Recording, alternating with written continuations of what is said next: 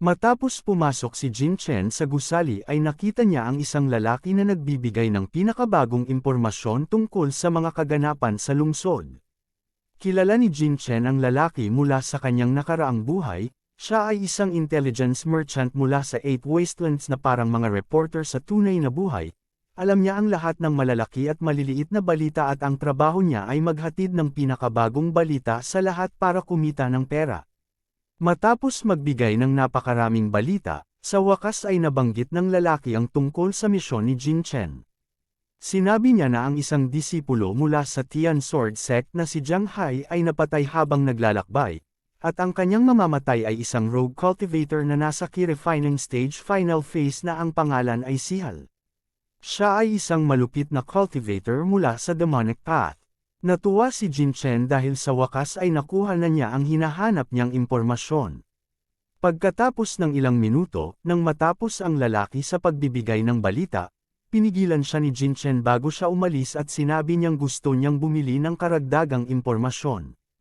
Sinabi ni Jin Chen sa sarili na karamihan sa mga manlalaro ay agad pupunta sa lokasyon ng misyon kapag nakatanggap ng lead, ngunit dahil pamilyar siya sa mga pamamaraan ng laro, alam niyang kailangan niyang gumastos para makakuha ng mas komprehensibong pahiwatig.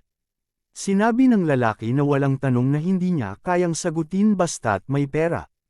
Hindi nag-alinlangan si Jin Chen at agad ibinigay ang isang bag ng pera. Tinanong niya ang lalaki tungkol sa lokasyon ni si Hal. Sumagot ang lalaki na maaari niyang mahanap si Zi Hal sa Feng City dahil siya ay isang Meniokis na madalas pumunta sa Red District ng Feng City.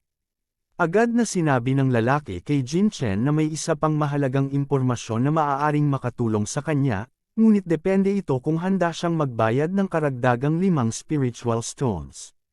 Sumang-ayon si Jin Chen at nagbigay ng isa pang bag ng pera. Sinabi ng lalaki kay Jin Chen na dahil bukas palad siya, bibigyan niya ito ng paalala.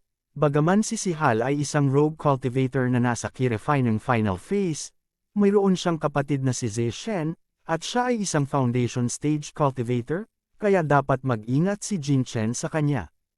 Matapos magwakas ang transaksyon ng pagbili ng impormasyon, sa isa pang tagpo sa Feng City, sa Autumn Moon Building, na isang pugad ng mga babaeng mababa ang lipad at mga lasing Jero, dumating si Zihal, lasing at mayabang, na sinabihan ang dalawang babae na maghintay sa kanya at sa susunod ay ipapapila niya ang mga ito para pasayahin siya. Hindi niya alam na sinusundan na siya ni Jin Chen. Pagkalipas ng ilang minuto habang naglalakad siya sa isang makipot na daan sa kagubatan, napagtanto niyang may sumusunod sa kanya. Tinanong niya ang identity ng tao. Sumagot si Jin Chen, "Ako ang taong kukuha ng buhay mo." Natawa ang lalaki at sinabi kay Jin Chen, nakakagulat na isang bastardo na nasa key refining stage initial phase ang nang-ahas na maghayganti dahil lamang siya ay isang disipulo ng Tian Sword Sect. Idinagdag pa niya na tila pagod na sa buhay si Jin Chen, pero bago pa siya makapagsalita pa, mabilis na iniwasan ni Jin Chen ang kanyang atake. Nagulat ang lalaki, ngunit agad niyang ginamit ang kanyang espada para sumalakay ulit sa pamamagitan ng pag-ikot, ngunit nagawa pa rin ni Jin Chen na harangin ang atake. Halos mawalan sila ng balanse sa ere. Hindi makapaniwala ang lalaki sa kanyang nakita. Kaya tinanong niya si Jin Chen kung bakit siya ay may ganito kalakas na puwersa kahit na nasa key refining initial phase lamang siya. Sumagot si Jin Chen, "Hindi ako masyadong malakas, ikaw lang ang sobrang hina." Sinabi ni Jin Chen sa sarili na ang 5% na pagtaas ng lahat ng combat attributes matapos niyang matutunan ang Tian Heart Sutra ay hindi biro. Ginamit ng lalaki ang Wild Saber Slash at inatake siya, ngunit ginamit ni Jin Chen ang kanyang Spirit Shield upang harangin ang atake. Ito rin ang perpektong oras upang subukan ang Spirit Gathering Jade Pendant na ibinigay sa kanya ng kanyang senior sister. Dahil dito, nagawa niyang harangin ang atake nang walang kahit isang gasgas sa kanyang katawan.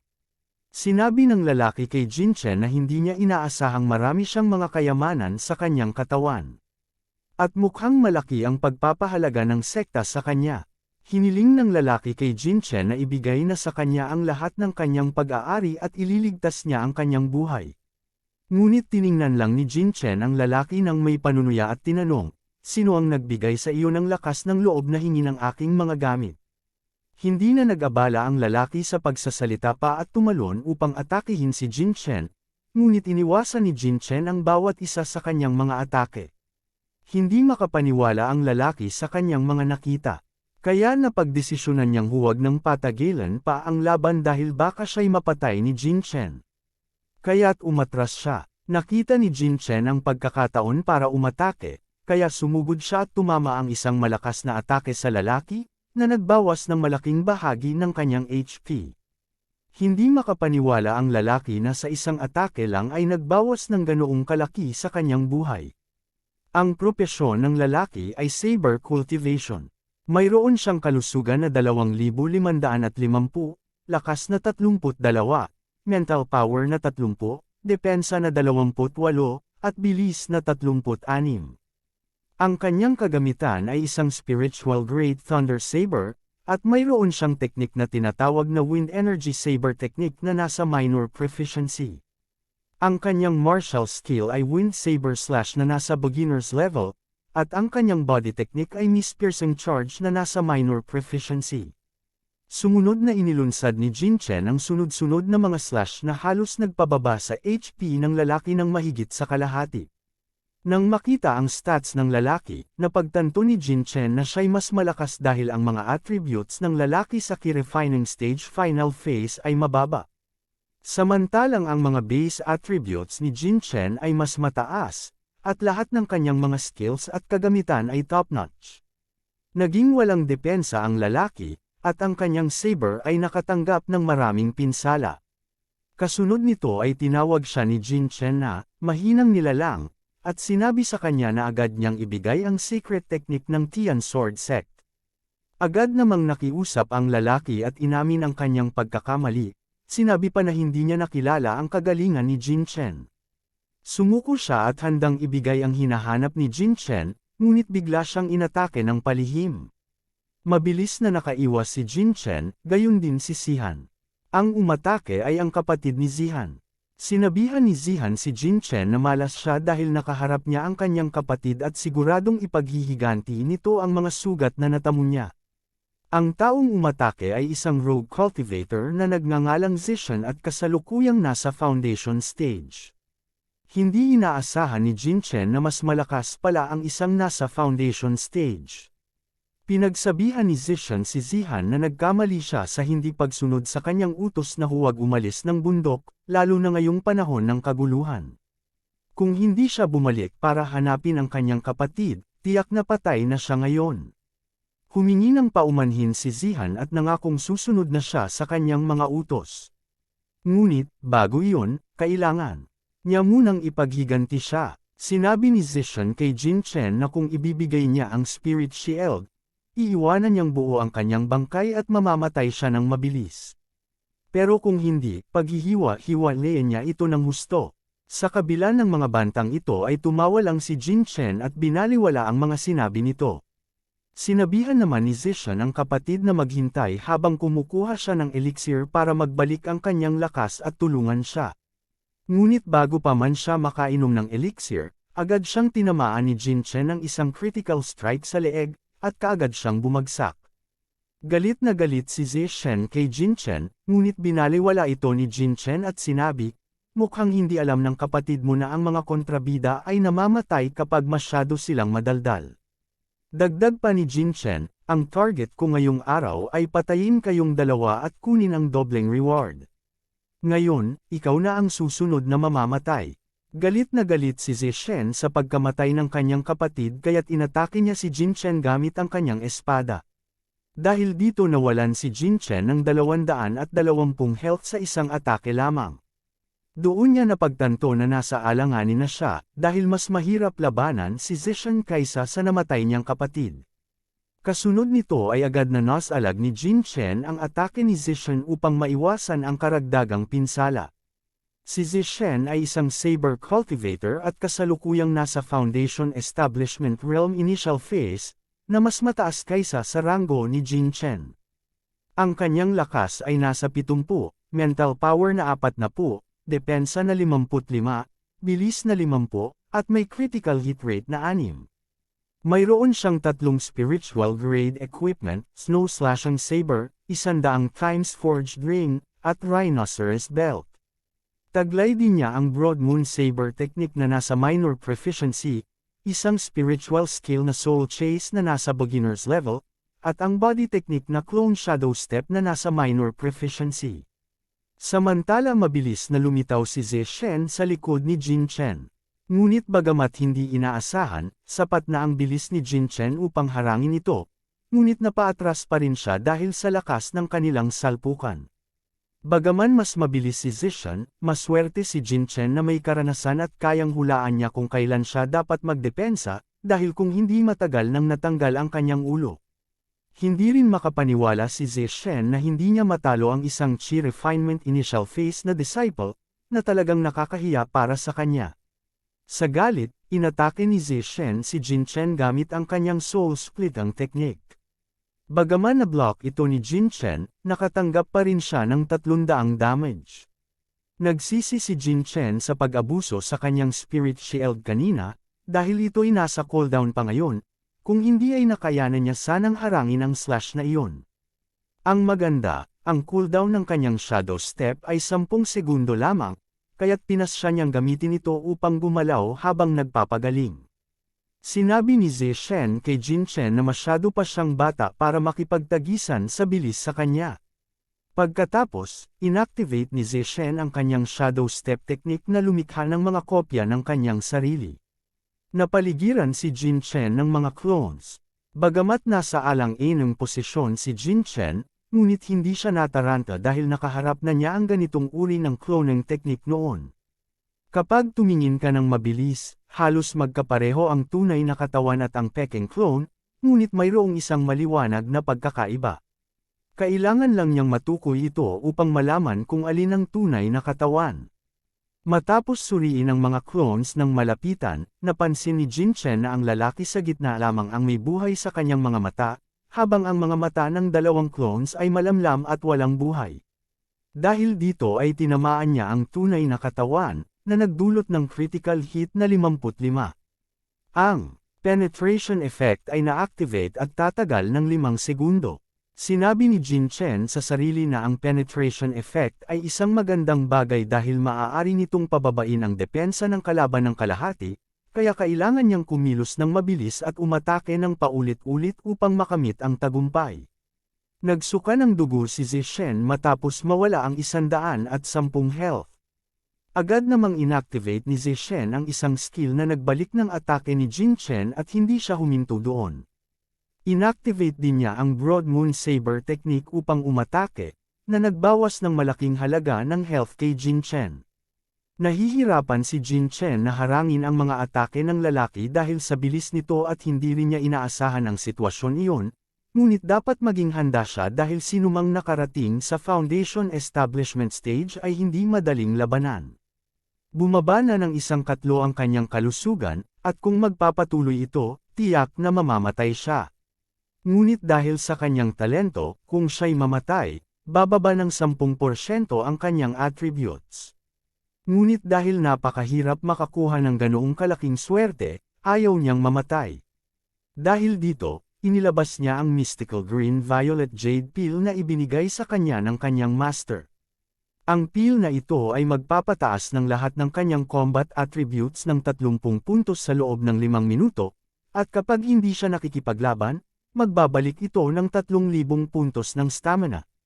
Bagaman mabigat sa loob niyang kainin ito, wala siyang ibang pagpipilian dahil dito lang siya maaaring umasa upang mabuhay. Sandali itong ikinagulat ni Ze Shen nang makita ang biglang pagbabago sa katawan ni Jin Chen. Sa parehong oras, natuwa si Jin Chen dahil biglang gumaan ang pakiramdam niya sa tulong ng Violet Jade Pill. Sinabi ng kalaban kay Jin Chen habang inaaktibo niya ang Broad Moon Saber technique, nakakagulat na nagagawa mo pang tumawa sa harap ng kamatayan, pero gusto kong makita kung tatawa ka pa rin kapag nasa ilalim ka na ng lupa. Ngunit nang umatake siya kay Jin Chen, agad na bumalik sa normal ang health ni Jin Chen, at hindi tinablan ng kahit anong pinsala.